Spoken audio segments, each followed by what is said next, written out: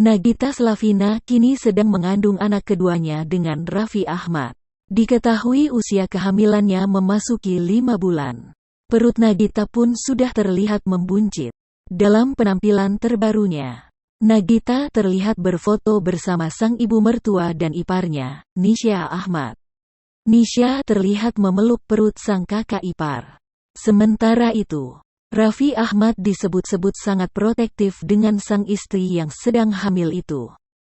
Raffi Ahmad bahkan menerapkan aturan pada seluruh karyawan RANS Entertainment agar tak melupakan prokes jika hendak dekat dengan sang istri.